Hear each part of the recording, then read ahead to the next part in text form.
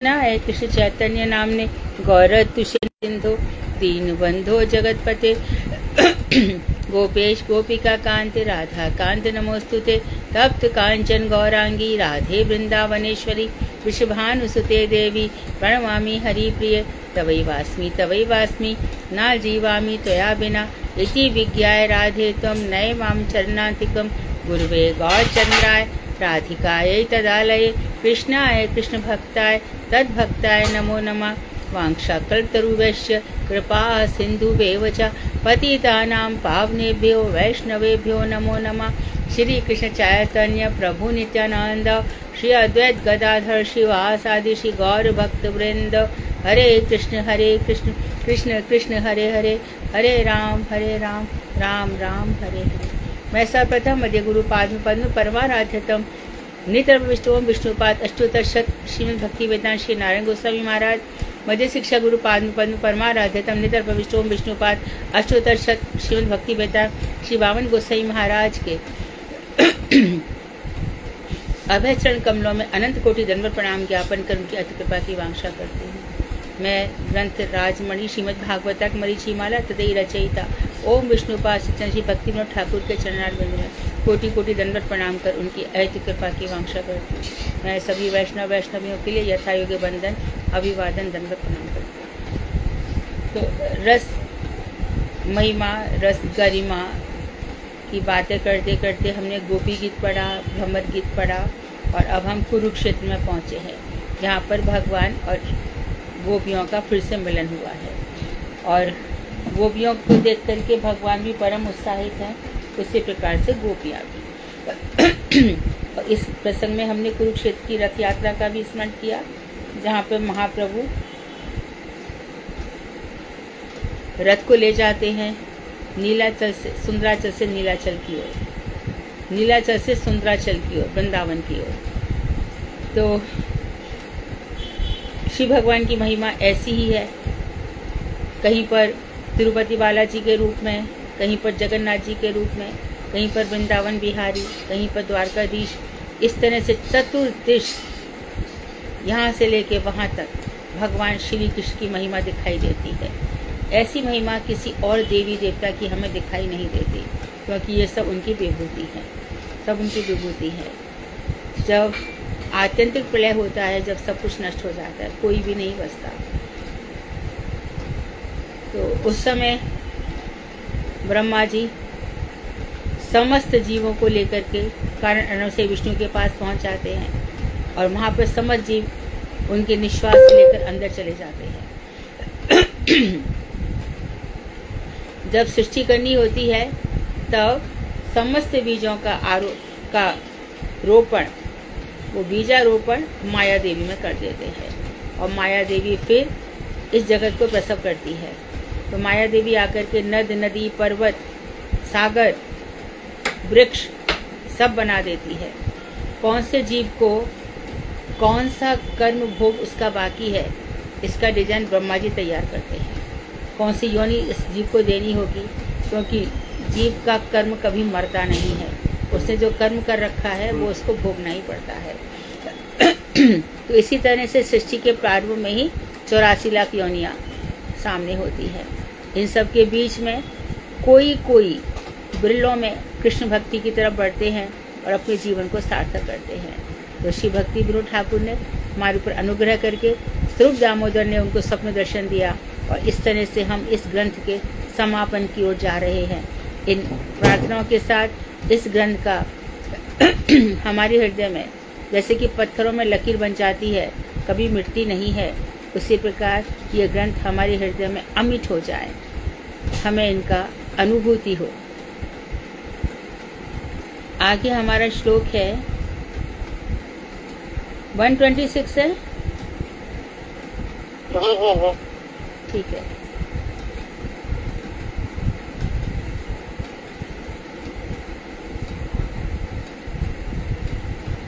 महिषियाँ श्रीमद् भागवत 10, 83, 41 से 43 श्लोक में जो राज महिषियाँ हैं, रुक्मणी, सत्यभामा, जाम्बती, मित्रविंदा, लक्ष्मणा, ये सब जो 8 है, ये सब बात कर रही हैं। क्या कह रही हैं ये?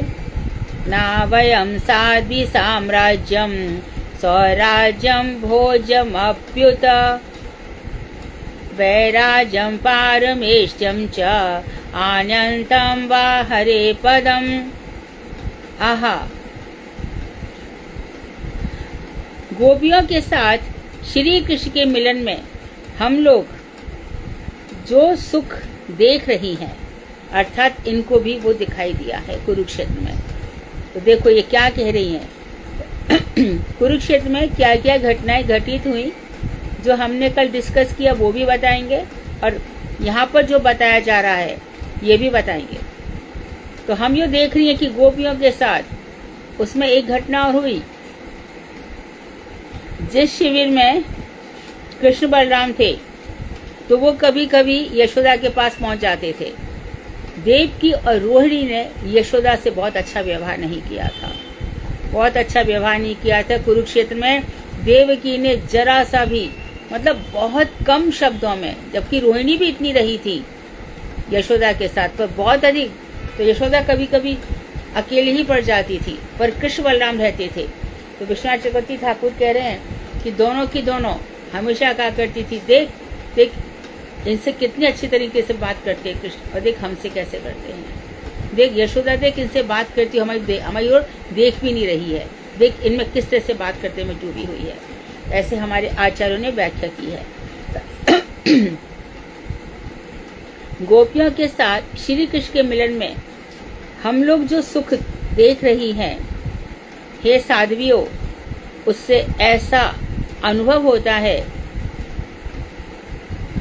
कि साम्राज्य, चितराज अर्थात वैकुंठ का राज, भोग समूह, विराट पद, ब्रह्मा का पद, अनंत्य यानी मोक्ष अथवा सायुज्य आदि उसके सम्मुख कुछ भी नहीं है। जो सुख हमें दिख रहा है, अरे ऐसा सुख हमको कहीं का राजा बना दिया जाए, नहीं, वहां भी ऐसा सुख नहीं है। चितराज वैकुंठ में मिल जाए, नहीं, वहां भी नहीं है। हजारों प्रकार के भोग, वहां तो सुख मिलेगा, जो मन है वो उपभोग करेंगे, नहीं, वहां भी नहीं है। विराट पद, स्वराट पद, जो विराट भगवान का स्वरूप है, यानी कि सारे देवी देवता हमारे वश में है, वो भी सुख नहीं है। ब्रह्मा का पद, ब्रह्मा की पोस्ट मिल जाए और अनंत्य मोक्ष मिल जाए,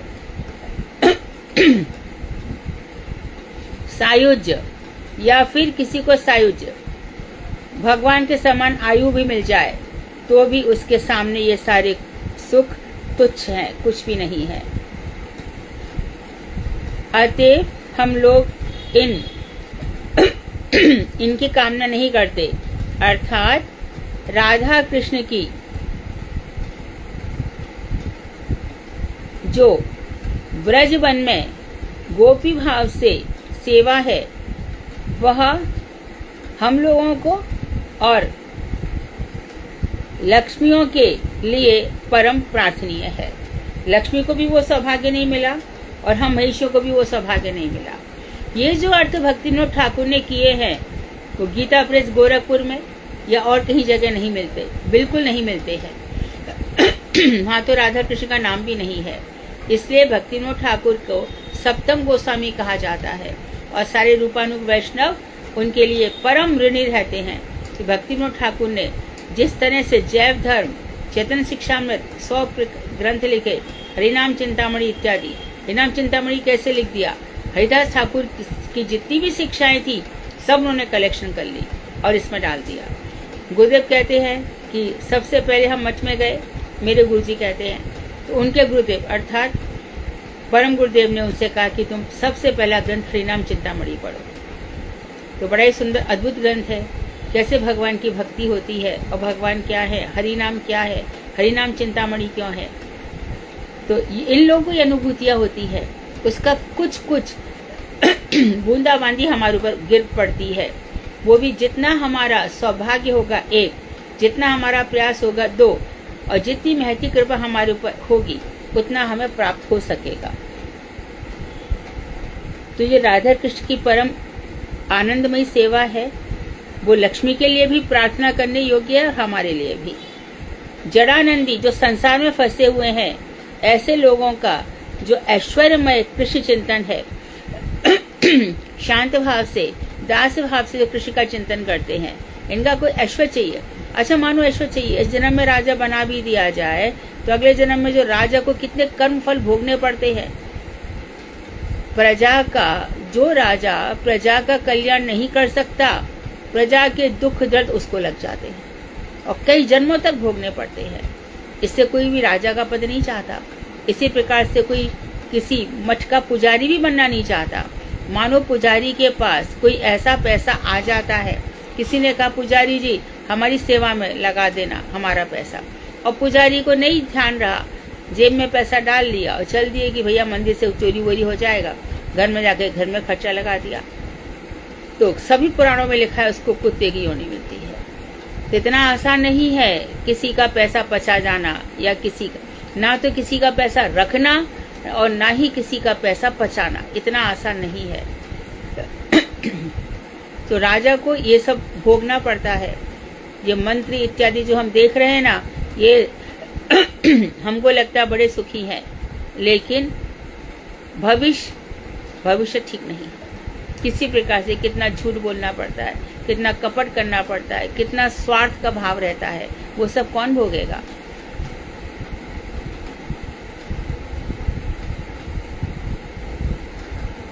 तो जड़ानंदी लोग जड़ जगत में जिनको आनंद मिल रहा है, ऐसे लोगों का जो भगवान श्री कृष्ण के साथ ऐश्वर्यमय चिंतन है, वह उनके लिए जड़ माया का विक्रम है। यानी कि जड़ माया उनके ऊपर प्रभावशाली हो रही है। माया उनके ऊपर विक्रम, माया ने उनको जीत लिया है। इसके लिए वो भगवान का ऐसा चिंतन करते हैं। इसमें सब आ जाएंगे। कर्ण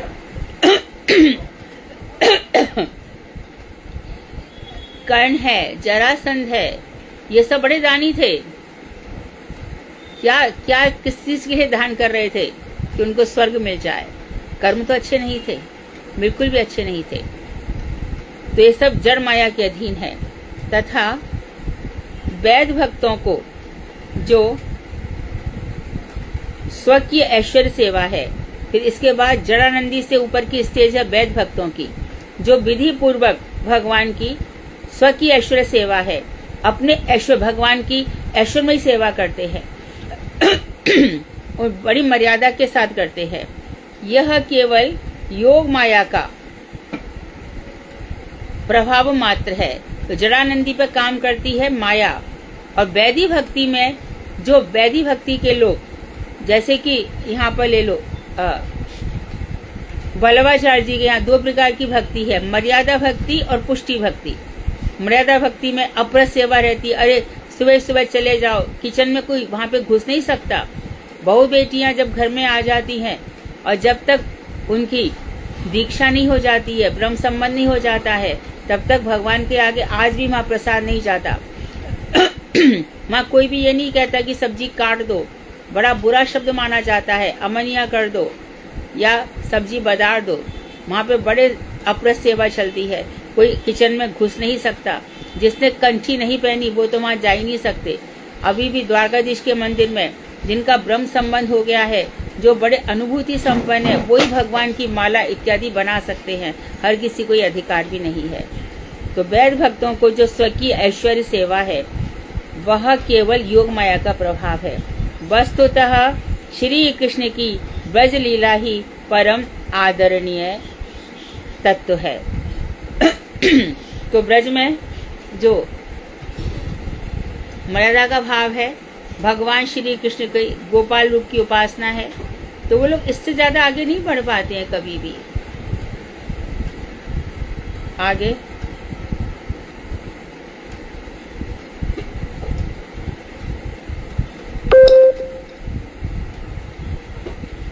कामयामः एतस्य श्रीमत्पादरजः श्रियाः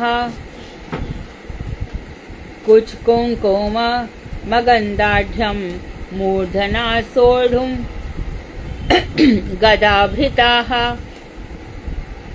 बोढ़ुम गदाभृताः। यहाँ कह रहे हैं श्री कृष्ण के चरण कमल, गोपियों के बक्ष स्थल, कुछ कुमकुम बक्ष स्थल में लगी हुई कुमकुम की भगवान के चरण कमल उनकी सुगंध से युक्त है, क्योंकि गोपियां भगवान श्री कृष्ण के चरण कमलों को अपने बक्ष स्थल से लगा कर रखती हैं, क्योंकि ये कुमकुम नहीं है बल्कि ये क्या है, गोपियों का परम अनुराग है, परम अनुरागवती गोपियां हैं और उनके लिए भगवान श्री कृष्ण के चरणों में वो अपना सर्वस्व समर्पण कर देती है। तो भगवान श्री कृष्ण इन गोपियों के अनुराग को अपने चरणों में, चरण तल में धारण करते हैं। अब हम समझ गई, महिषियां कह रही हैं, राज महिषियां, कि श्री कृष्ण के उसी पद रज की शोभा धारण करना ही हमारे लिए परम श्रेयस्कर है। तो जो भगवान श्री कृष्ण ने ये जो कुछ कुमकुम लगा रखा है, वही चरण रज हमारी सेवा की योग्य वस्तु है। वही इसी कुरुक्षेत्र में तुलादान भी हुआ था। भगवान श्री कृष्ण आरोग्यपूर्ण रहे, निरोग रहे, इसके लिए सत्यभामा ने भगवान का तुलादान किया कि कोई प्रकार की इनके ऊपर कोई कष्ट ना आए। भगवान श्री कृष्ण बैठा दिया एक तुला पर, दूसरी तुला पर जितने भी सोना चांदी आभूषण था द्वारका, तो पूरी सोने की बनी थी, कुछ कम थी क्या, सब कुछ रख दिया, परंतु श्री कृष्ण का ही पलड़ा भारी रहा। परंतु एक तुलसी के पत्ते पर श्री कृष्ण ऊपर उठ गए और तुलसी दल नीचे आ गया।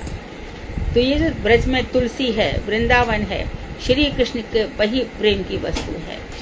यही वस्तु जिसके जीवन में आ जाती है और जिस उसकी प्राप्ति की लालसा लग जाती है, तो समझो मनुष्य जन्म सफल हो गया। नहीं तो भैया भी 84 में भटकते रहो, जन्म पर जन्म लेते रहो। वो भी एक बात है, गीता में पूछा और परीक्षित ने भी पूछा कि जिनका भजन पूरा नहीं होता है उनका क्या होता है, जो बीच में छोड़ते हैं या मर जाते हैं।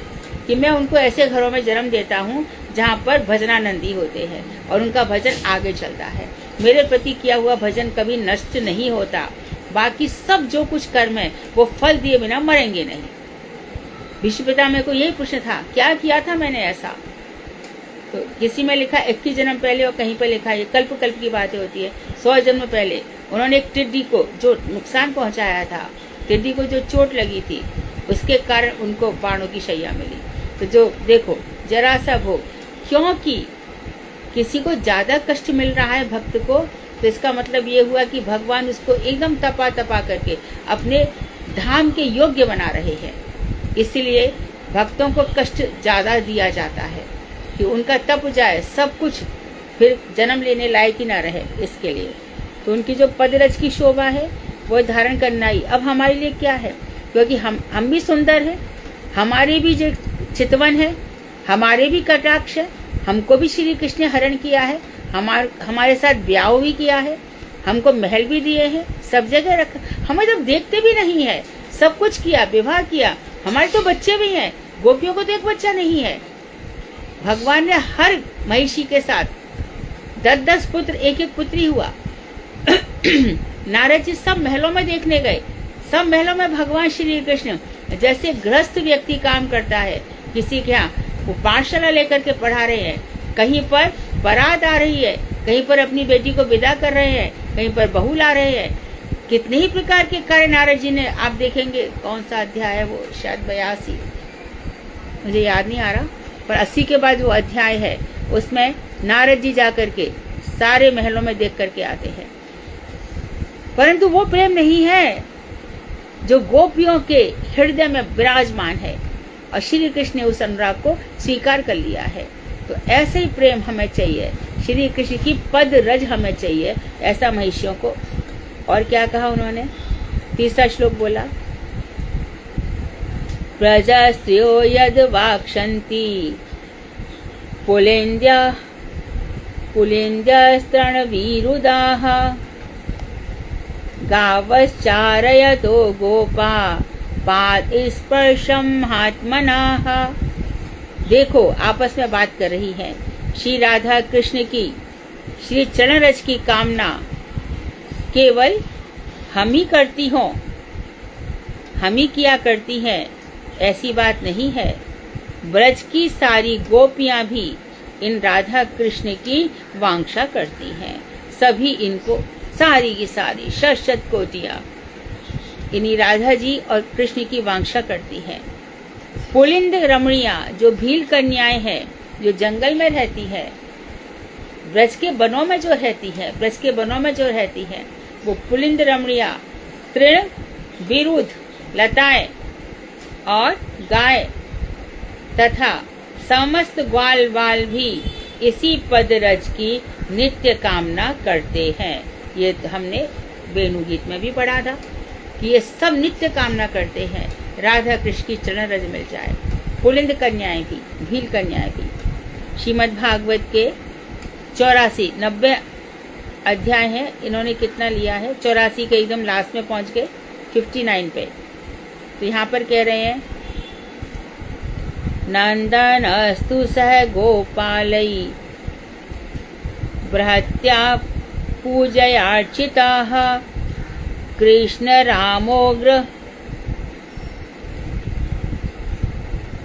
रामोग्र सेनाद्यन्यै बासित बंधु वत्सलाः। इसी सूर्य ग्रहण के उपलक्ष्य में स्यमंत पंचक यानी कुरुक्षेत्र, जहाँ पर 5 कूप बने हुए हैं, में समागत समस्त गोपालों के साथ महाराज नंद ने देखो, नंद आए हैं कुरुक्षेत्र में, नंद महाराज आए हैं। महाराज नंद ने श्री कृष्ण बलराम उग्रसेन आदि के द्वारा आदर प्राप्त करके बंधु वत्सलतावश वहां और भी कुछ दिनों तक वास किया। उन लोगों ने नंद महाराज का बहुत सम्मान किया, बड़ा आदर हुआ। पहले तो हमने बताया था कि जिस समय वसुदेव देवकी को कृष्ण मिल गए, उस समय ज्यादा आदर नहीं कर पाए, कहीं वापस मेरा बेटा चला ना जाए, कहीं वापस से लेना जाए। यहाँ बात कुछ और है। यहाँ पे बालक बड़ा हो गया है, विवाहित है, उसके पुत्र पुत्रियां सब कुछ है। तो यहाँ पर नंद बाबा खुद ही रह गए, सम्मान मिल रहा था उनको, बड़ा सुंदर शिविर लगाया गया था। तो इसके लिए जो हमने कल कथा सुनाई थी, बंधु वत्सलतावश वहां पर कुछ दिनों तक वास किया। मित्र थे ना वसुदेव और नंद बाबा। 84 के ही 66 श्लोक में कहा जा रहा है नंदस्तु साख्या प्रियकृत प्रेमणा गोविंद रामयोः आद्य इव इति मासस्त्रीन्, 3 मास आ गया ना, यदुभिमानितो वसत। अपने मित्रों को प्रिय लगने वाले कार्य करने में निपुण श्री नंद ने, तो नंद महाराज वही कार्य करते, कोई किसी को अपना बेटा ऐसे थोड़ी दे देता है। तो नंद अर्थात सबको आनंद देने वाले, वसुदेव को भी आनंद देने वाले। वसुदेव देव की बड़े आराम से वहां पर रह गए। 12 वर्ष बाद कृष्ण आए, निश्चिंत थे, हमारा बच्चा बहुत सुरक्षित स्थान पर है। तो सबको आनंद देने वाले श्री नंद बाबा ने अपने सखा वसुदेव को प्रसन्न करने के लिए और श्री कृष्ण तथा बलराम के प्रेम पाश में बंधकर वो छोड़ नहीं पा रहे थे। कल भी हमने बताया था, सुबह चला जाऊंगा, शाम चला जाऊंगा, कल चला जाऊंगा, ऐसी जल्दी क्या है, क्योंकि वो उनको देखते रहते थे, उनका मोह पाश नहीं छोड़ पा रहे थे। तो प्रेम पाश में बंधकर आज कल करते हुए स्यमंतक पंचक में अर्थात कुरुक्षेत्र में यदुवंशियों के साथ 3 महीने तक वास किया। इसी के 69 श्लोक में बता रहे हैं, क्योंकि ये बहुत मधुर रस की बातें हैं। नंद बाबा का हम फिर से दर्शन कर रहे हैं।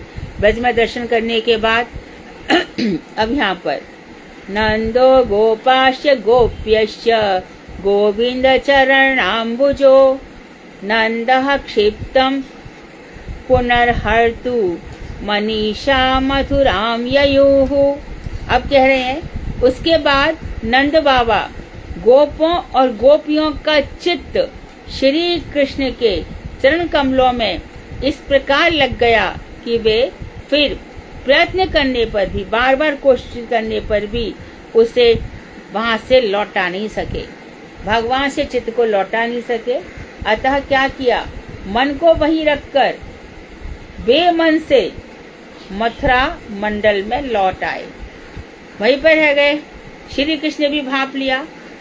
ये लोग बहुत बेमन से यहाँ पर गए हैं, इसलिए दंत वक्र का जब जैसी वध हो गया, द्विध बानर का तो बलराम ने वध कर दिया, इधर शिशुपाल का वध हुआ, फिर विदुरथ का हुआ, दंत वक्र का वध करते करते भगवान काफी दूर तक आगे आ गए। और जहाँ पे दंत वक्र को मारा उस स्थान का नाम दतिया है। यहाँ से भगवान सीधे ब्रज में आ गए। देखा कि सब कुछ वैसा ही है, तो ऐसा कहा जाता है, चक्रवर्ती ठाकुर कह रहे हैं कि भगवान ब्रज में आ गए। अब उनको लगा कि अब लीला समापन का समय आ गया।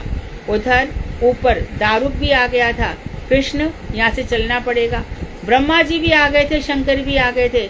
श्री कृष्ण अपने धाम में जाइए, आपको 125 वर्ष हो चुके हैं और यहाँ पर आपके सभी कार्य पूरे हो चुके हैं। तो दारुक रथ लेकर आया। भगवान ने कहा कि इस रथ में तुम ले जाओ। तो रथ में यहाँ से देवकी, वसुदेव इत्यादि सब चले गए।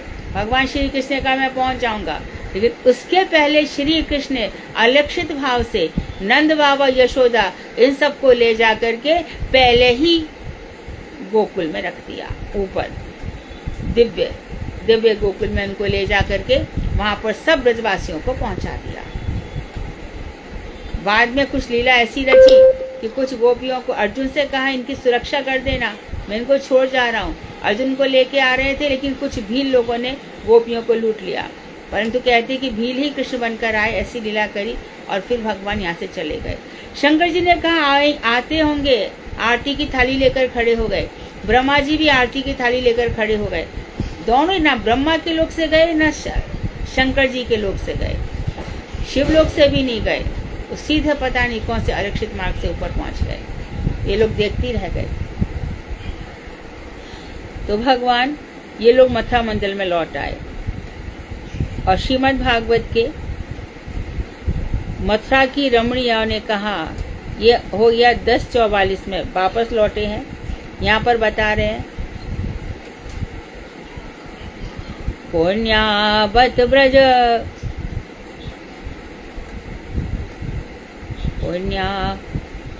पुण्यावत ब्रज भुवो स्वयं नलिंग गूढ़ा पुराण पुरुषो वन चेत्र माल्यः गापालयन् सह बालः कवणश्च वेणुं विक्रीचंचति गिरित्र रमार्चितांग्रिः। यह ब्रजमंडल सर्वोत्तम पुण्य भूमि है। यदि ब्रज वसुंधरा ही सारी पृथ्वी पर सर्वश्रेष्ठ है, ब्रज वसुंधरा यहीं पर सर्वश्रेष्ठ है ये, क्योंकि यहीं पर भगवान श्री कृष्ण के चरणों से अंकित पृथ्वी है। द्वारका में तो उन्होंने पादत्राण पहने हैं, मथुरा में भी ऐसे ही पादत्राण पहन कर रहे हैं, इसलिए ब्रज में ही उनके चरणों का अंकन देखा जाता है। तो ये पुण्य भूमि है। भौम ब्रज का महात्म यह है कि यह भूमंडल के पूरी भूमि के अंतर्गत यह जड़ भूमि नहीं है। क्यों? आज भी वहां पर जो बैठकर भजन कर रहा है उसको दिव्य अनुभूतियां होती है। 84 को उसकी परिक्रमा हम क्यों बार बार दे रहे हैं? क्यों? गुरु वर्ग कहते हैं कि जाओ ब्रज भूमि में जो अति जड़ातीत भूमि है, जहाँ जो रमण रहती है, यहाँ जो बरसाने का गहवर वन है, यहाँ जो मोर कुटी है, यहाँ जो राधा कुंड है, यहाँ जो श्याम कुंड है, चंद्र सरोवर है, पैठा गांव है, वहां पर जाकर के देखो। ये स्थान अभी भी बचे हैं। जिस तरह से ब्रज का विकास होगा, सारा की सारा जहाँ भी ब्रज भूमि दिखाई देगी, पता नहीं कितनी भूमि रह जाएगी। तो ब्रज भूमि नहीं है, जो यह जानते हैं वे ब्रज तत्व को समझ सकते हैं कि ये भूमंडल जड़ भूमि नहीं है। वो इस बात को समझ सकते हैं। चित्त जगत के बैकुंठ लोक का ऊपरी भाग गोलोक धाम कहलाता है। चित्त जगत में जो बैकुंठ है उसका और भी ऊपरी भाग गोलोक धाम कहलाता है। इस गोलोक का सर्वोपरि प्रकोष्ठ ब्रज है। तो गोलोक धाम पूरा की पूरा है। नीचे का धाम बैकुंठ है। ध्यान रखो, मैंने क्या बोला है? नीचे का धाम बैकुंठ है, बैकुंठ जगत में। तो गोलोक भी बैकुंठ का ही हिस्सा है, लेकिन ऊपरी हिस्सा है। बैकुंठ निचला हिस्सा है। बैकुंठ को हमारे सरस्वती प्रभुपाद ने द्विदलात्मक कहा है, अर्थात एक प्रकोष्ठ ऐश्वर्यगत है और एक प्रकोष्ठ माधुर्यगत है। तो गोलोक कहलाता है ऊपर का भाग। इस गोलोक का सर्वोपरि प्रकोष्ठ जो कक्ष है वो ब्रज है। श्री कृष्ण की इच्छा से उनकी अचिंत्य शक्ति ने इसी ब्रज को इस प्रपंच जगत में प्रकट किया है। श्री कृष्ण की इच्छा शक्ति ने, उन्हीं की इच्छा से जब भगवान से विनती की गई, ब्रह्मा जी भी स्तुति करने गए, आप आइए, ब्रज में सर्वत्र अधर्म की वृद्धि हो रही है। यहाँ पर कंस आदि राजा हैं जो अत्याचार कर रहे हैं, आप जल्दी से ठीक से पधारिए। भगवान श्री कृष्ण ने राधा जी से कहा, राधा ब्रज में चलना है। राधा बोली, जब तक गिरिराज, गोवर्धन, यमुना ये सब नहीं जाएंगे तो मैं ब्रज में नहीं आऊंगी, क्योंकि गिरिराज गोवर्धन जैसा कि हमने पिछले श्लोक में पढ़ा राधा जी के हृदय से प्रकट हुआ है। तो गिरिराज गोवर्धन भी यहाँ थे, यमुना भी थी। कृष्ण कहा कि तुम्हारे लिए जो भी चाहिए, जो तुम ब्रज में रहोगी वहाँ सभी वस्तुएं उपलब्ध है। तो यमुना का किनारा राधा जी को अत्यधिक प्रिय है, तो यमुना जी ने अपना किनारा, यमुना जी भी यहाँ पर आ गई। इस तरह से भौम वृंदावन में भगवान श्री कृष्ण की इच्छा से उन्होंने सब देवी देवताओं से भी कहा कि नीचे चलना पड़ेगा। तो जितने भी ब्रजवासी थे वो साधारण नहीं थे। भगवान की आज्ञा से देवी देवता भी कुछ समय तक ब्रज में रहे, क्योंकि भगवान का दर्शन हुआ, इसके लिए इनको भी वैकुंठ धाम मिला। तो श्री कृष्ण की इच्छा से उनकी अचिंत्य शक्ति ने उसी ब्रज का इस प्रकार इस प्रपंच जगत में प्रकट किया है।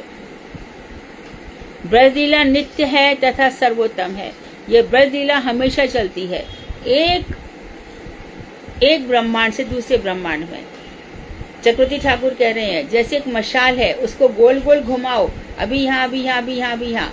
इसी प्रकार से भगवान की लीलाएं एक ब्रह्मांड में समाप्त होती है, दूसरे ब्रह्मांड में तभी प्रारंभ हो जाती है। इसलिए जो मौसल लीला है, मूसल से जो एरका घास बनी, उस एरका घास को तोड़ करके यदुवंशी आपस में लड़े, ये मौसल लीला एक जादूगरी लीला है।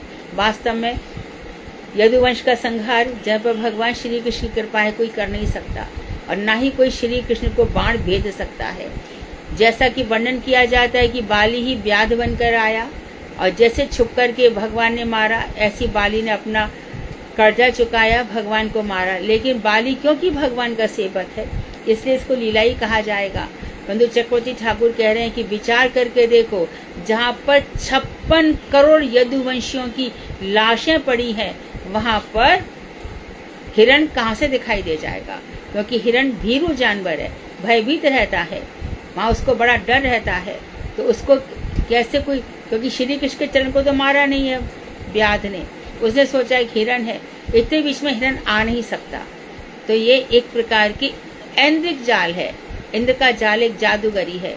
इसमें गुरुजी उदाहरण देते हैं कि जैसे दिखाया जाता है कि एक जादूगर एक व्यक्ति को रख देता है और दिखाया जाता है कि उसको बीच में से काट दिया और व्यक्ति वहां से गायब हो जाता है, लेकिन बाद में उसको दिखा दिया जाता है।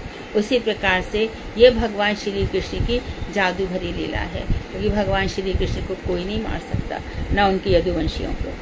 तो इसी ब्रज को इस प्रपंच जगत में प्रकट किया है उनकी अचिंत्य शक्ति ने।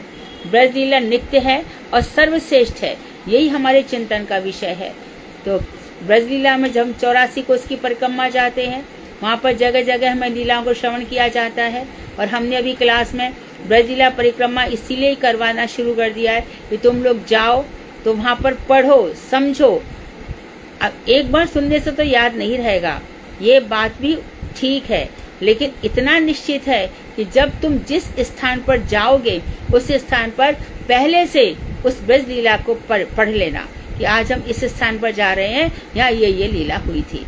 तो आपको उस स्थान को देखने में बड़ा आनंद आएगा, और जो भी वक्ता वहाँ कथा सुनाएंगे उस कथा में भी बड़ा आनंद आएगा।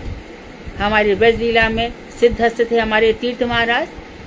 तीर्थ महाराज जब वर्णन करते थे लीलाओं का, तो उसमें अद्भुत कई कई गुलाल कुंड इत्यादि में, तो वो दिव्य वेदी इत्यादि में उनके भर भर आंसू बह जाते थे। इतना ही अधिकार हमारे वन महाराज का भी है, उनको भी उज्जवल नीलमणि इत्यादि ग्रंथ रटे पड़े हैं। तो हमारे सभी श्रीधर महाराज, सिद्धांति महाराज और माधव महाराज, नारसिंह महाराज, ये सब ब्रज की कथाएं वहाँ पर जितने भी हैं सब कथाएं सुनाएंगे। तो उसमें डूबना, समझना इन लीलाओं की क्या महिमा है। इसलिए ब्रजमंडल परिक्रमा भी उतने ही ध्यान से पढ़ना और ये पुस्तक अपने पास रखना। जब भी जाओ, जिसका रात को ही 2, 3, 4, 5 लोग जो भी ग्रुप जाता है साथ में, उसको बैठ के पढ़ लेना और पढ़ करके चिंतन मनन ध्यान करना।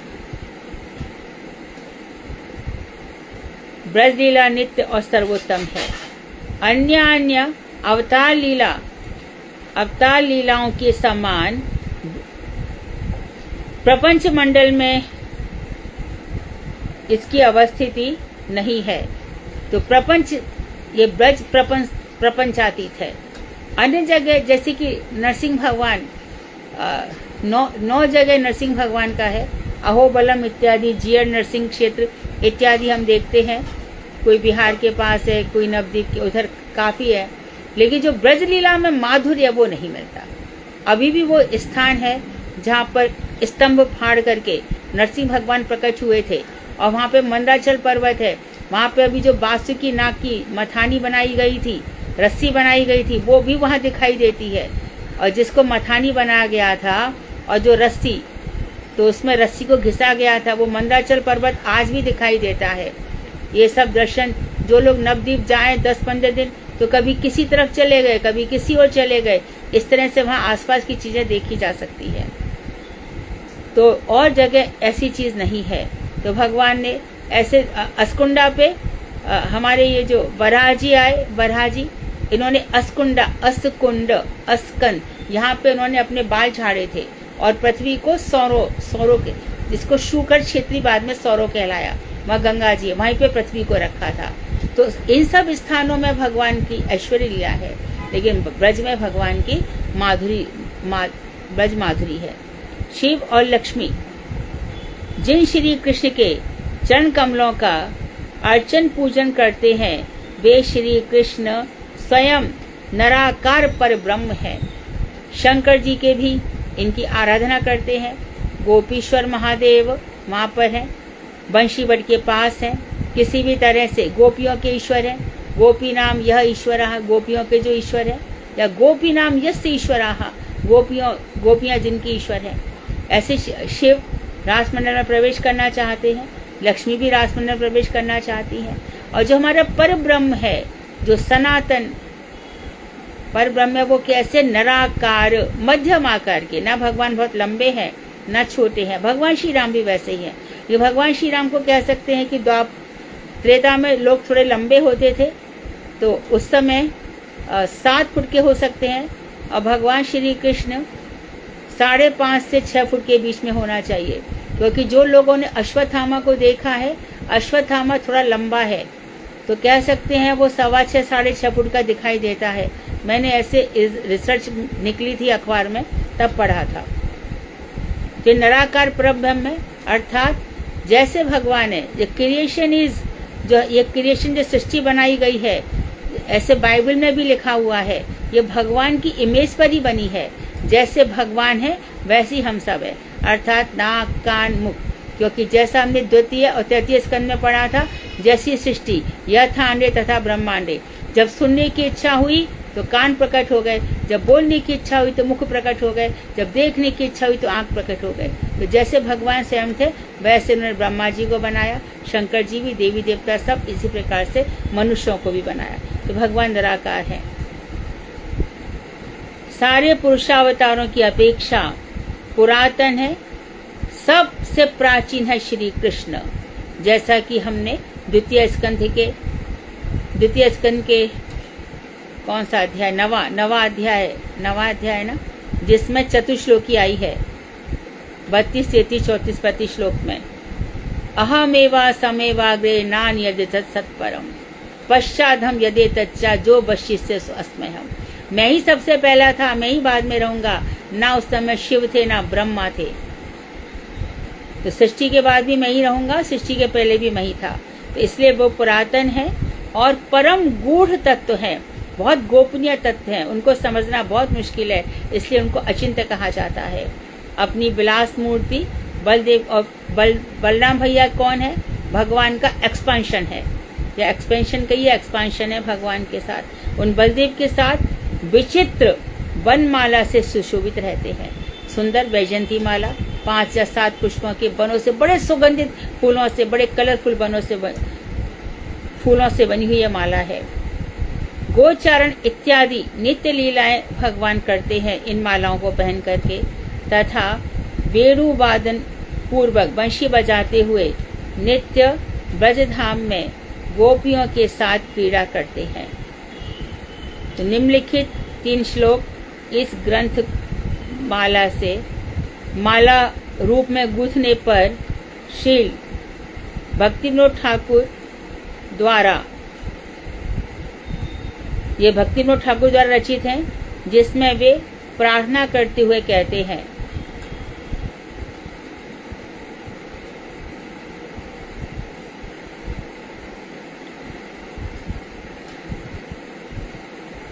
प्यास पूर्ण हो जाएगा यदि मैं इतना पढ़ लूं तो? जी दीदी। अच्छा। श्रीमद् गौर गदाधर प्रेमोदीपन तत्परा श्रीमद् भागवती माला भक्ति विनोद गुम्फिता नित्यमास्वादयन्नेत्य तामानन्दो नन्दोत्फुल्ल चेतसा भक्तेन लभ्यते सद्यः राधा माध्वयो कृपा। उन श्री गौर गदाधर के प्रेम उद्दीपन में, गौर गदाधर ऐसा भी कहा जाता है कि भक्ति विनोद ठाकुर में गदाधर तत्व भी था, भक्ति विनोद ठाकुर में गदाधर तत्व भी था और गदाधर जी में राधा जी का आवेश था। तो भक्ति विनोद ठाकुर में गदाधर का आवेश है, इसका मतलब राधा जी का भी उनमें अंश आवेश है, क्योंकि उनकी पत्नी ने देखा कि रात में उठ करके वो एक सुंदर सी साड़ी पहन करके भक्ति विनोद ठाकुर को देखा, एक सुंदर सी साड़ी गोपी वेश में पूड़ियां तल रही है। तो उन्होंने गदाधर के प्रेम उद्दीपन में तत्पर हैं। भक्ति विनोद द्वारा ये माला गूंथी गई है, गुम्फित गूंथी हुई श्रीमद् भागवती माला, भागवत के सुंदर सुंदर बड़े 20 जो तत्व थे उनसे संबंधित श्लोक सिलेक्ट करके हमारे लिए माला बना दी। ये माला उपस्थित हुई है या प्रस्तुत हुई है। जो भक्त आनंद से उत्फुल्ल चित्त से आनंद परमानंद में डूबकर नित्य इसका नित्य आस्वादन करेंगे, अर्थात जब मन आए संबंध तत्व पढ़ लिया, जब मन आए अविद्या तत्व पढ़ लिया, जब मन आए प्रेम की गरिमा पढ़ ली, जब मन आए जो कुछ भी यहाँ पर बताए गए हैं, सिद्ध प्रेम रस जो 20 किरण है, अविद्या उद्दीपन, साधन तत्व, जीव तत्व, भक्ति तत्व इत्यादि, तो इसका आस्वादन करेंगे। वे शीघ्र ही श्री राधा माधव की कृपा प्राप्त करेंगे। तो आज हम धन्य हुए कि हमें आशीर्वाद भी मिला। हम सच्चे हृदय से इस ग्रंथ को अपने मस्तक पर शिरोधार्य करते हैं। भक्ति विनोद ठाकुर हम पर कृपा करें। श्री राधा माधव अपने ब्रज के साथ इस गौड़ भूमि अर्थात नवदीप धाम, श्री नवदीप धाम में श्री गदाधर गौरांग के रूप में आविर्भूत होकर प्रकारांतर रूप में नित्य लीला करते हैं, यही सूचित हुआ। तो एक रूप से राधा कृष्ण और दूसरे रूप में गौर गदाधर प्रकारांतर से। तो जो नवदीप है वही वृंदावन है। नवदीप में सब कुछ सीख लेने के बाद वहां से डूब करके फिर वृंदावन आना पड़ेगा। पहले वृंदावन में सब कुछ मिल जाएगा ऐसा नहीं है। गौर गदाधर, नित्यानंद ठाकुर इत्यादि सब तत्वों को समझना होगा। तो जो यहाँ पे राधा माधव है गौड़ भूमि में वही गौर गदाधर है। दिनानि तव स्वल्पानि बहुविघ्नानि तान्यपि अतश्चेतः सयत्नेन स्मम् इस्मं भगवतं पिब भागवतं पिब।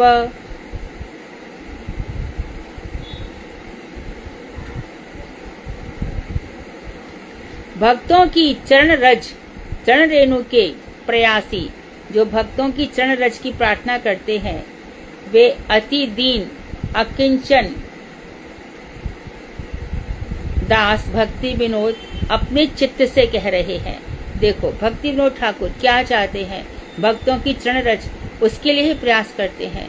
भक्ति विनोद ठाकुर अपने मन से कह रहे हैं, अरे मन सुनो, तुम्हारी परमायु अधिक दिनों तक नहीं है, बहुत जी लिए, कोटि कोटि जन्मों तक जी लिए, अब समझ जाओ संभल जाओ, ये बहुत दिनों तक आयु नहीं रहेगी। जितने भी दिन हैं वह भी अनेक प्रकार के विघ्नों से परिपूर्ण है। कहाँ सीधी सादी जिंदगी चलती है, कभी आधी, कभी व्याधि, कभी रिश्तेदार मानेंगे तो, कभी धन, कोई किसी के पास धन नहीं है, किसी के पास मन नहीं है, किसी के पास तन नहीं है, सभी यहाँ पे परेशान है। इस जगत में दैहिक दैविक भौतिकता सबको तंग कर रही है। इसलिए भाई हे मन, विशेष यत्न आग्रह के साथ, बड़े बड़े आग्रह के साथ इस भागवतीय रस का पान करते रहो। ये जो भागवतीय रस है अर्थात श्रीमद् भागवत रसमालयम निगम कल्पतरुर्गलितम फलम शुकमखादमृत द्रव संयुतम पिबत भागवतम रसमालयम मुहुरहो रसिका भूभि भावुका। हे रसिको, हे भावुको, बार बार इस रस का जो घर है, जो ऐसा आम है ना जिसमें छिलका है ना गुठली है, कोई भी इसमें हेयांश नहीं है, इसको बार बार पियो, बार बार पान करो। इति श्रीमद् भागवतार्क मरीचि मालायाम प्रेम रस मधुरिमा वर्णन विंश किरण समाप्ता। तो इस तरह से 20 किरण की मरीचि प्रभा नामक गौड़ीय व्याख्या का अनुवाद समाप्त हुआ। गौड़ीय व्याख्या का भाव अनुवाद भी समाप्त हुआ। वांक्षा कर्तृवश्य कृपा सिंधु में च पतितानां पावनेभ्यो वैष्णवेभ्यो नमो नमः। नमो भक्ति विनोदाय। बाद में 2 पेज और हैं। ऐसा क्या दीदी? हाँ, ग्रंथ प्रेरणा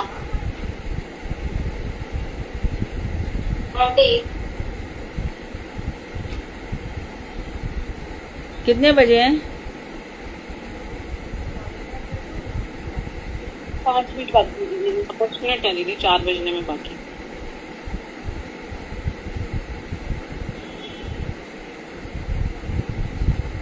इसको सोमवार क्यों पढ़े तो? प्रश्नोत्तर के साथ प्रश्नोत्तर भी हो जाएंगे।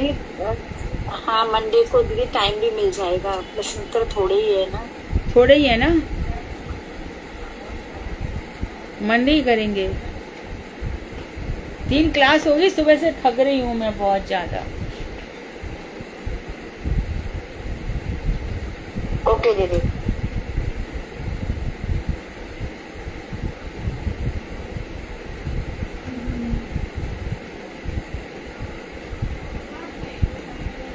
नमो भक्ति विनोदाय सच्चिदानंद नामिने गौर शक्ति स्वरूपाय रूपानुग वरायते।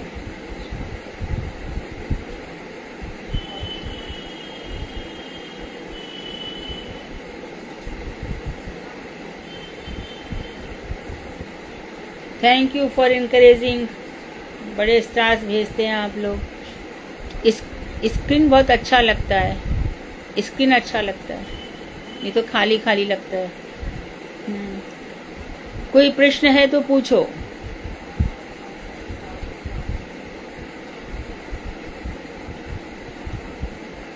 हरे कृष्ण दीदी। हाँ दीदी, प्रकारांतर का क्या अर्थ है? किसका? प्रकारांतर। दूसरे प्रकार से एक प्रकार से यहाँ पर, दूसरे प्रकार से नवदीप में।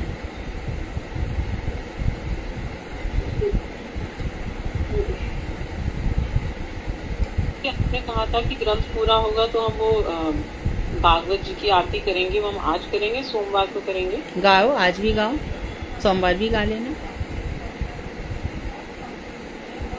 हरे कृष्णा दीदी, दंडवत प्रणाम दीदी। अभी जैसे हमने ये पढ़ा कि जो सर्वोपरि ब्रज का प्रकोष्ठ है, जैसे वो गोलोक है, और फिर जो दीदी वो जो उसके नीचे का है प्रकोष्ठ दीदी, वो मतलब वो है ना मथुरा, द्वारका, वैकुंठ है ना, वैकुंठ। हाँ जी दीदी, ऊपर का हो गया। ठीक ठीक है जी।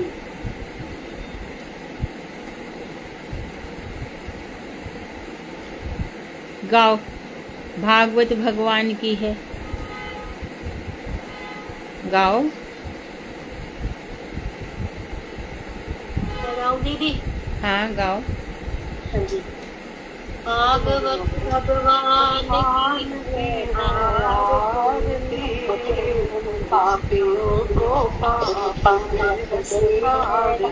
अच्छे से, बढ़िया, उच्च स्वर से, बढ़िया गाओ। भगवान की है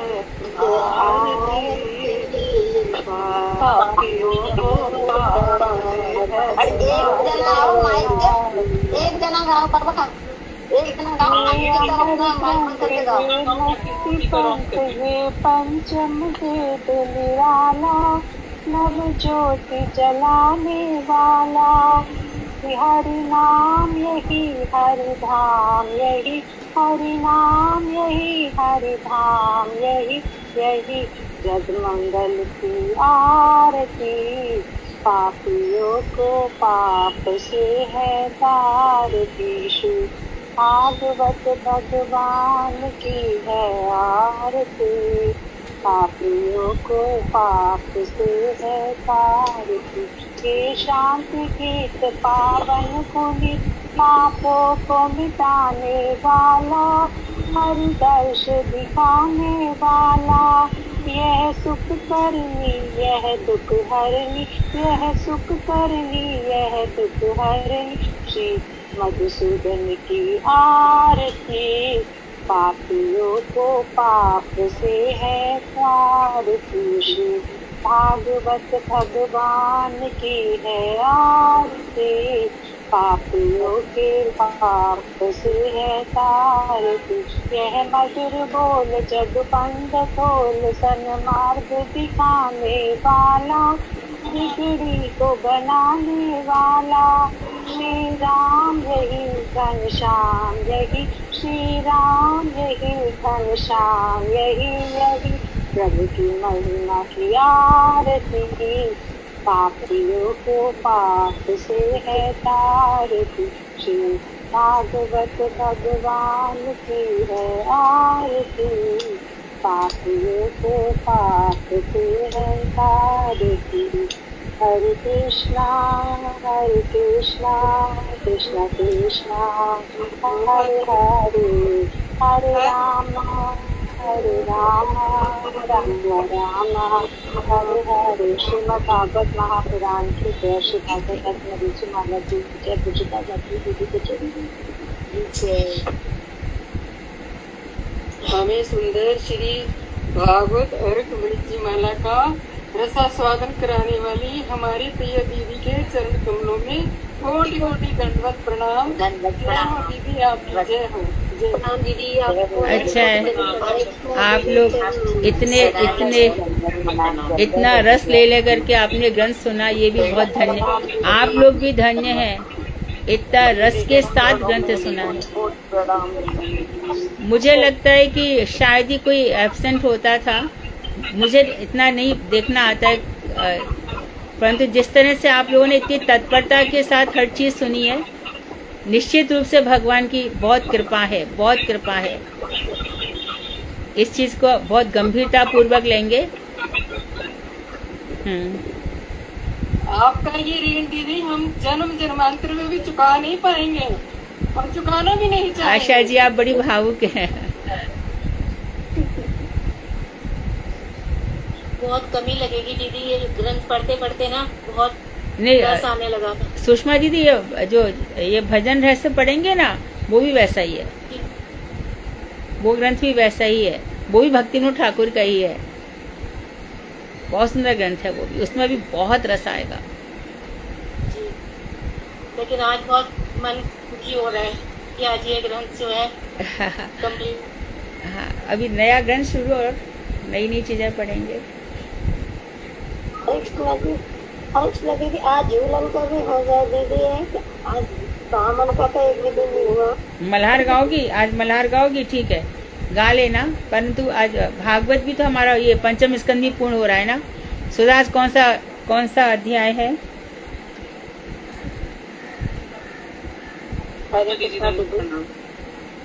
दीदी आज हमारा पंचम स्कंद का 23वां और 24वां अध्याय होगा। हाँ, संक्षेप में फिर एक दिन और चलेगा दीदी, 25वां अध्याय, फिर हमारा ये तो अच्छा सब साथ में हो जाएंगे। ठीक है, 23-24 शुरू करें, प्रारंभ करें। पहला हरे कृष्णा दीदी। हाँ, दंडवत प्रणाम दीदी। हाँ। ओम अज्ञानतिमिरान्धस्य ज्ञानाञ्जनशलाकया चक्षुरुन्मीलितं येन तस्मै श्रीगुरुवे नमः। वाञ्छाकल्पतरुभ्यश्च कृपासिन्धुभ्य च पतितानां पावनेभ्यो वैष्णवेभ्यो नमो नमः। सर्वप्रथम मैं अपने गुरुदेव श्री अष्टोत्तर श्रीमद् भक्ति वेदांत दंडी गोस्वामी जी महाराज के चरणों में असंख्य कोटि दंडवत प्रणाम ज्ञापन करती हूँ। तत्पश्चात अपने परम गुरुदेव नित्य लीला परिविद श्री नारायण गोस्वामी जी महाराज के चरणों में अनंत अनंत कोटि दंडवत प्रणाम ज्ञापन करती हूँ। उसके बाद नमो ओम विष्णुपादाय रसज्ञ आचार्य शिरोमणि श्री श्रीमद् भागवताचार्य मधु गोस्वामी इति नामिने। मैं अपनी शिक्षा गुरु प्रिय दीदी मधु दीदी के चरणों में अनंत कोटि दंडवत प्रणाम करते हुए उनसे अपना मार्गदर्शन की कामना करती हूँ और यहाँ उपस्थित सभी वैष्णव और वैष्णवियों के चरणों में मेरा यथा योग्य प्रणाम, वंदन और अभिनंदन स्वीकार हो। आज दीदी पंचम स्कंद का 23वां अध्याय है, शिशु मार्ग चक्र और उसके आश्रय ध्रुव लोक का वर्णन। साधना दीदी एक मिनट। हरे कृष्णा। रेणु दीदी स्पीकर ऑफ कर लीजिए प्लीज। ज्ञानो प्रिया दीदी, रेणु दीदी, रेणु गर्ग दीदी स्पीकर ऑफ करिए। रेणु गर्ग दीदी स्पीकर ऑफ करिए।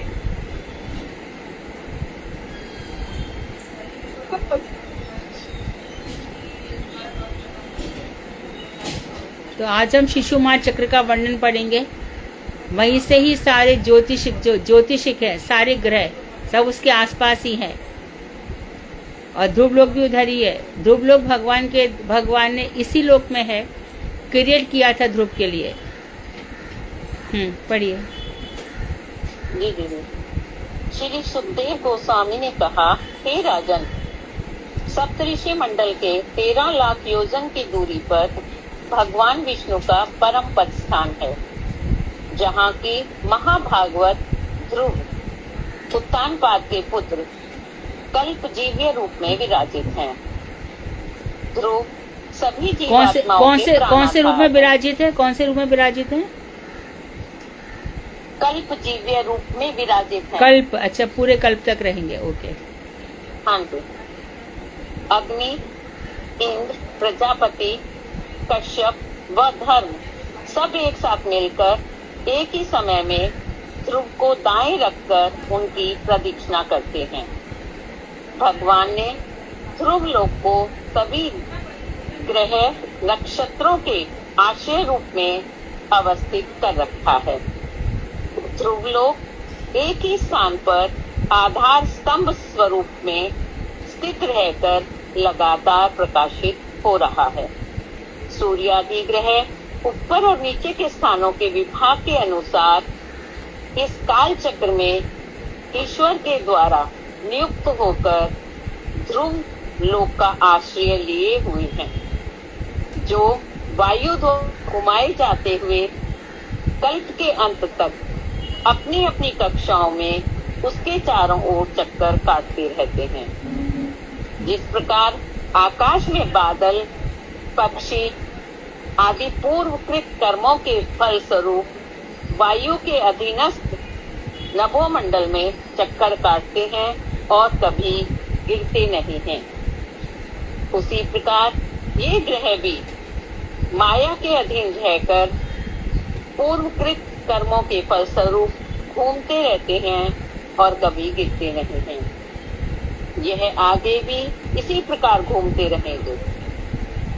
कुछ पंडित जनों का मानना है कि यह ज्योतिष चक्र शिशुमाराकृति अर्थात सूस मछली, ये जल जंतु विशेष है, इसके रूप में दिखाई पड़ता है।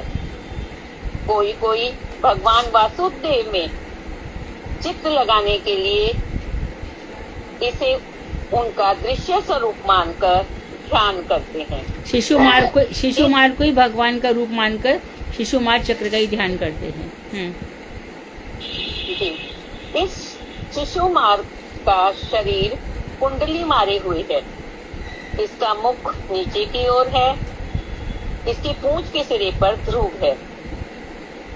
पूंछ की जड़ में धाता, विधाता व पूंछ के सिरे से नीचे के भाग के मध्य में प्रजापति, अग्नि, इंद्र और धर्म स्थित हैं। इसके कटी भाग में सप्तऋषि है। वह कुंडली बद्ध शिशुमार का शरीर दाईं ओर मुड़ा हुआ है। इसके दाएं भाग में अभिजीत से लेकर पुनर्वसु तक 14 नक्षत्र व बाएं भाग में पुष्य से लेकर उत्तराषाढ़ा तक भी 14 नक्षत्र हैं। पर 27 नक्षत्र हो जाए तो 28 कहाँ से आ गए? 14 और 14 नक्षत्र 27 अभी दीदी पीठ पर भी 3 है। पीठ पर भी 3 है दीदी। अच्छा, इसकी पीठ पर 3 नक्षत्र मूल, पूर्वाषाढ़ा व उत्तराषाढ़ा हैं। वह उदर में आकाश गंगा है। हे परीक्षित, शिशुमार के दाएं व बाएं कटी प्रदेश में पुनर्वसु और पुष्य नक्षत्र स्थित हैं। दाएं व बाएं पैर में आर्द्रा और आश्लेषा, दाएं व बाएं नासिका चित्र में अभिजीत एवं उत्तराषाढ़ा, दाएं और बाएं आंख में श्रवणा और पूर्वाषाढ़ा तथा दाएं और बाएं कर्ण में धनिष्ठा और मूल नक्षत्र है। मघा से लेकर अनुराधा तक दक्षिणायन के 8 नक्षत्र इसके बाएं भाग की पसलियों में तथा विपरीत क्रम से उत्तरायण के मृगशिरा से पूर्व भाद्रपद तक 8 नक्षत्र दाईं पसलियों में स्थित हैं। दाएं और बाएं कंधे पर चतुर्दिशा और ज्येष्ठा नक्षत्र हैं। शिशुमार की ऊपरी उथनी पर अगस्त्य, नीचे की थोड़ी पर यम, मुंह में मंगल, उपस्थ में शनि, ककुद पर बृहस्पति, वक्षस्थल पर आदित्य, हृदय में नारायण, मन में चंद्रमा, नाभि में शुक्र, नौ में अश्वनी कुमार, प्राण एवं अपान में बुध, गलदेश में राहु, मस्त अंगों में केतु और रोमों में तारे अवस्थित हैं। हे परीक्षित, यही भगवान विष्णु का सर्वदेवमय स्वरूप है। फलश्रुति है कि दीदी, जो जीव शिशुमार विग्रह भगवान का तीनों समय को जप करते हैं, उनके सभी पाप नष्ट हो जाते हैं और तीनों समय में नमन करने से उनके तत्कालीन पाप अविलंब नष्ट हो जाते हैं। हरे कृष्णा दीदी, दंडवत प्रणाम। वांछा कल्पतरुभ्यैः कृपा सिन्धुभ्यैव पतितानां पावनेभ्यो वैष्णवेभ्यो नमो नमः। ठीक है, शिशुमार चक्र के वर्णन के बाद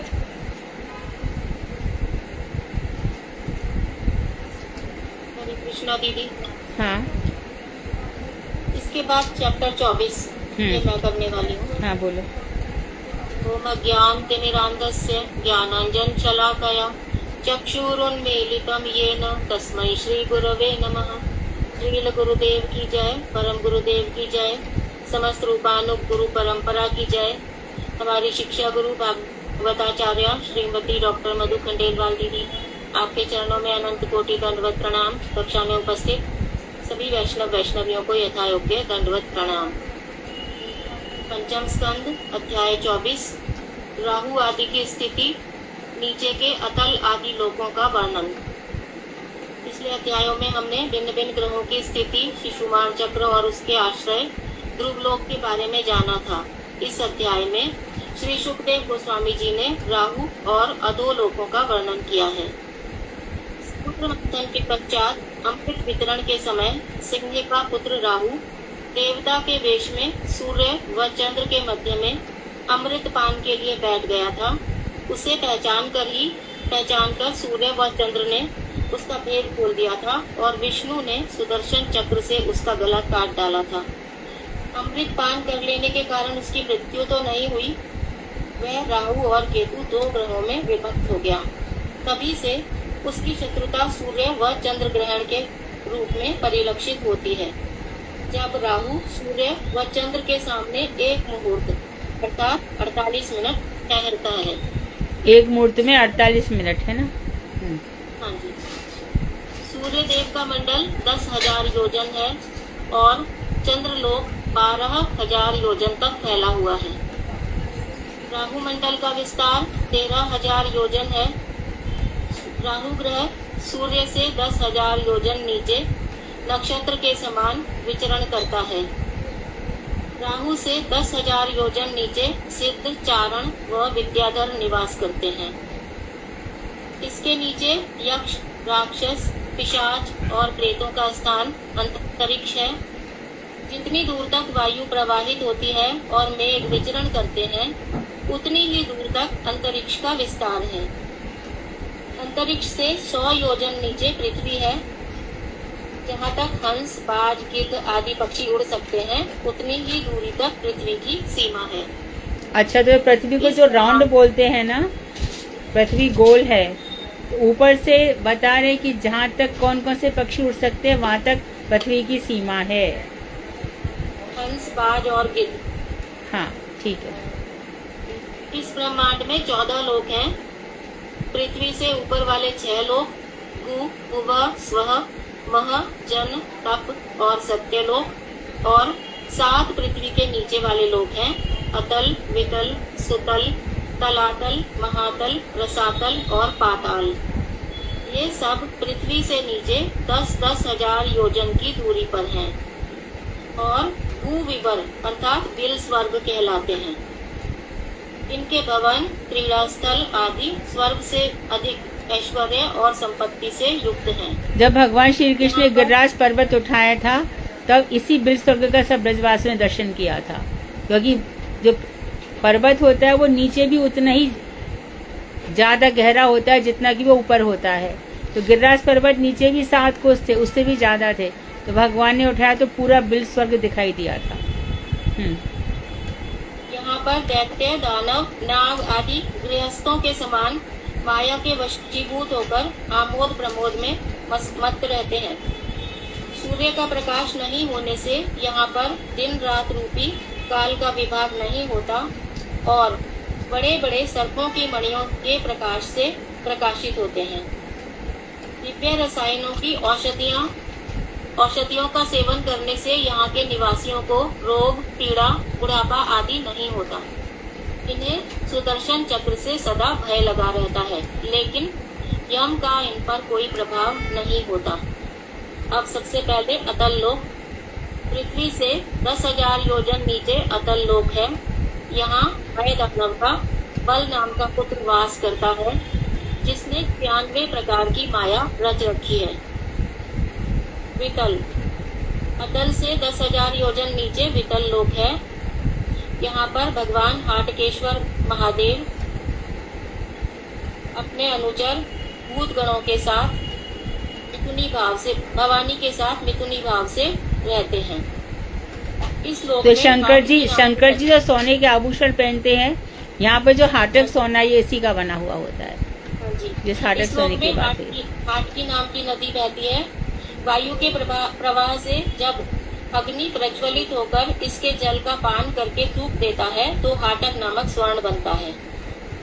फिर सुतल लोक, वितल के 10,000 योजन नीचे सुतल लोक में विरोचन पुत्र बलि महाराज आज भी रहते हैं। देवताओं की माता अदिति के गर्भ से जन्म लेकर इंद्र का प्रिय करने के लिए भगवान विष्णु ने वामन रूप में अवतार लेकर त्रिपाद भूमि की याचना के छल से तीनों लोक छीन लिए थे और अंत में बलि के आत्मनिवेदन करने पर उन्हें वितल के राजपद पर प्रतिष्ठित कर दिया। भगवान तो सदा प्रेम के वशीभूत हैं। उनके प्रति आत्मनिवेदन का साक्षात फल प्रेमानंद की प्राप्ति है। प्रेम रूपी रज्जू से बंधे होने के कारण भगवान स्वयं गदा लेकर बलि महाराज के द्वार पर द्वारपाल के रूप में विराजमान है। अगला लोक है तलातल। सुतल से 10,000 योजन नीचे तलातल में मायावियों का गुरु दानवराज माय रहता है। महादेव जी ने तीनों लोकों के कल्याण के लिए माय दानव के तीनों पुरों को जला डाला था, किंतु बाद में प्रसन्न होकर उसे वहां का अधिकार दे दिया। उसी समय से माय दानव त्रिपुरारी महादेव से रक्षित है। अगला लोक है महातल। तलातल से 10,000 योजन नीचे महातल में कद्रु पुत्र, जो बहुत से फन वाले सर्प हैं, उनका निवास है। जैसे कालिय, कुहक, तक्षक, सुषेण आदि, जो पक्षीराज गरुड़ के भय से उद्विग्न और चिंतित रहते हैं। रसातल। महातल से 10,000 योजन नीचे रसातल में फणि नाम के महाबली और महासाहसी दैत्य और दानव रहते हैं, जैसे निवात कवच, कालकेय आदि।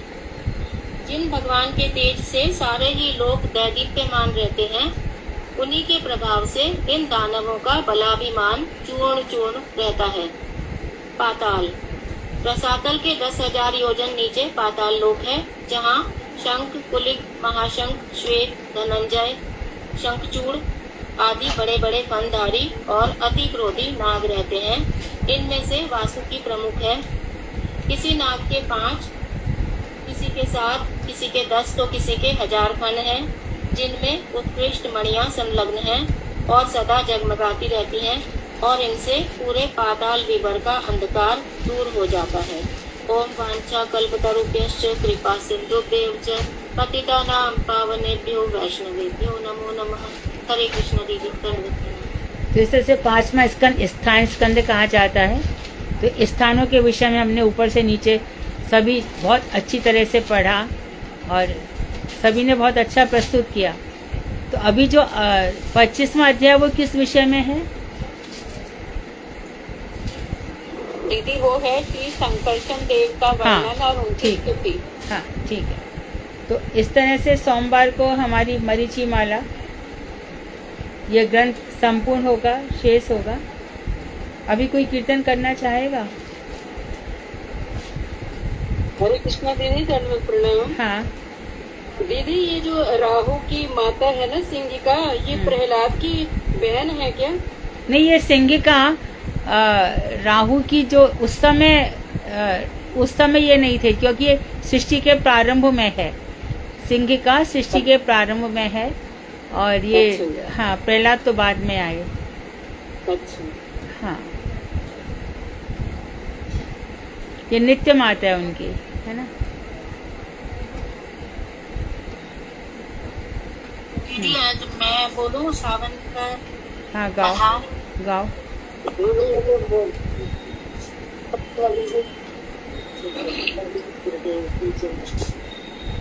झूला तो पड़ गए अमवा की डाल पे जी, झूला तो पड़ गए अमवा की डाल पे जी। ए जी कोई राधा को गोपाला बिन राधा को झूलावे झूला कौन, झूला तो पड़ गए अमवा की डार पे जी। धीरज धर ले मन समझाई ले री, धीरज धर ले मन समझाए ले री। ए जी अगले सावन में राधा जी, अगले सावन में झूलेंगे कान्हा संग झूला तो पड़ गए अमुआ की डार पे जी। यूं राधा को जीवन श्याम बिना रामायण जैसे राम बिना। संग की सहेलियां समझे ना बात को जी। संग की सहेलियां समझे ना बात को जी। ए जी कोई उन बिन हमें उन बिन कछु न सुहाए। झूला तो पड़ गए अमुआ की डाल पे जी। इन बागन में इन फूलन में हम झूले प्रीत के झूलन में। अब यही फुलवा चुभ रहे शूल से जी। अब यही फुलवा चुभ रहे शूल से जी। ए जीन बागन में सखीरीन बागन में पड़े नाव पाव। झूला तो पड़ गए अमुआ की डाल पे जी। मन भावन ये ऋतु सावन की कछु सोचन की कछु गावन की। बैरी पपीहरा पीहू पीहू रट रहो जी। बैरी पपीहरा पीहू पीहू रट रहो जी। ए जी वो तो जाने ना पपीहरा बैरी जाने ना बिरहणी को हाल। झूला तो पड़ गए अमुआ की डार पे जी। ए जी कोई राधा को गोपाला बिन राधा को झूलावे झूला कौन। झूला तो पड़ गए अमुआ की डार पे जी। एक और अंतरा दीदी लास्ट का। सावन में पपीहे के जैसे मेरे खा के दिन बीते ऐसे। वंशी बजे ना अब सखी चैन की जी। वंशी बजे ना अब सखी चैन की जी। ए जी मेरो मनवा बहना मेरो मनवा हुओ बेचैन।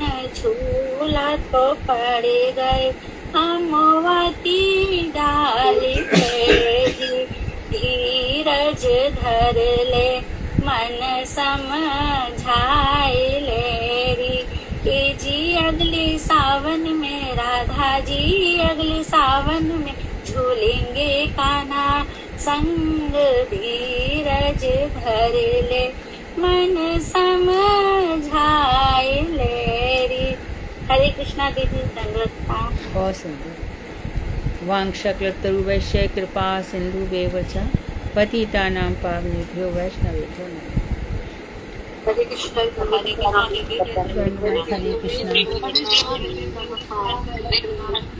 धन्यवाद। हरे कृष्णा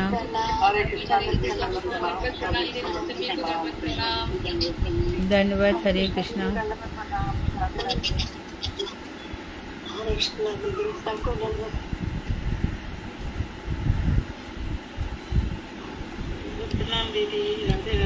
हाँ राधे राधे धन्यवाद।